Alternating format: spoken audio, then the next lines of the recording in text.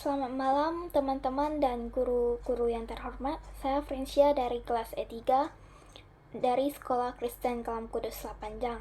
Hari ini saya sebagai tim pro atau tim yang setuju akan memperdebatkan sebuah mosi tentang penggunaan plastik terus-menerus yang ada di Indonesia. Plastik telah menjadi bagian tak terpisahkan dari kehidupan masyarakat modern di Indonesia yang menawarkan berbagai manfaat yang membuatnya sulit untuk digantikan. Meskipun terdapat kekhawatiran tentang dampak lingkungan dari plastik, penting untuk mempertimbangkan kembali argumen yang mendukung penggunaan plastik secara bertanggung jawab. Keberadaan plastik memberikan banyak manfaat bagi kita, mulai dari kemudahan dalam mengemas produk, menjaga kebersihan, hingga memperpanjang umur produk. Selain itu, plastik itu juga mempunyai berbagai keunggulan, salah satunya seperti ketahanan dan fleksibilitas. Plastik terkenal dengan ketahanannya terhadap air, bahan kimia, dan kerusakan fisik. Sifat ini menjadikannya material ideal untuk berbagai aplikasi seperti kemasan makanan, suku cadang mobil, dan peralatan medis. Fleksibilitasnya memungkinkan berbagai bentuk dan desain, menjadikannya bahan yang serbaguna untuk berbagai keperluan. Selain itu, ada juga efisiensi biaya. Plastik merupakan bahan yang relatif murah untuk diproduksi, sehingga lebih terjangkau bagi konsumen dan industri. Hal ini berkontribusi pada pengurangan biaya produk dan layanan yang menguntungkan masyarakat secara keseluruhan. Contohnya, kemasan plastik untuk makanan dan minuman yang membantu menekan biaya produksi dan distribusi sehingga produk dapat dijual dengan harga yang lebih murah. Selain itu, keunggulan lainnya seperti kebersihan dan keamanan. Plastik sering digunakan dalam kemasan makanan dan produk medis karena sifatnya yang higienis dan kedap udara. Plastik membantu menjaga kesegaran dan kualitas produk, mencegah kontaminasi dan pertumbuhan mikroorganisme yang berbahaya. Kemasan plastik untuk makanan dan obat-obatan misalnya membantu menjaga kualitas produk dan melindunginya dari kontaminasi selama penyimpanan dan transportasi. Selain itu, plastik itu dapat didaur ulang dan digunakan kembali, mengurangi kebutuhan untuk memproduksi bahan baru. Hal ini membantu melestarikan sumber daya alam dan mengurangi dampak lingkungan dari produksi plastik.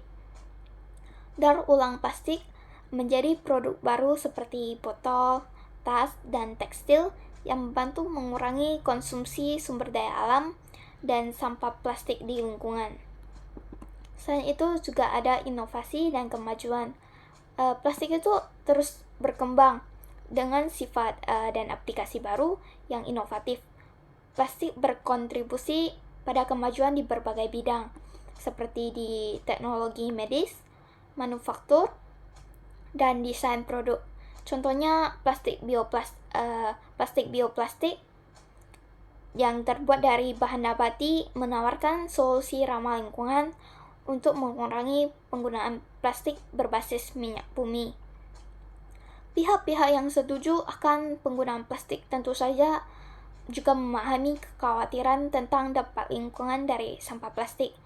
Oleh karena itu, penting bagi kita untuk mengelola sampah dengan penuh bertanggung jawab untuk meminimalkan dampak tersebut. Hal yang harus kita perhatikan seperti pentingnya pengelolaan sampah yang efektif.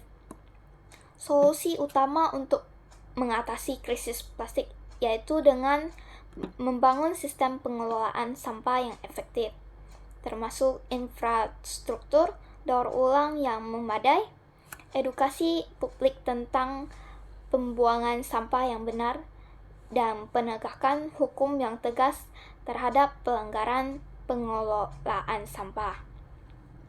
Inovasi dan teknologi ramah lingkungan.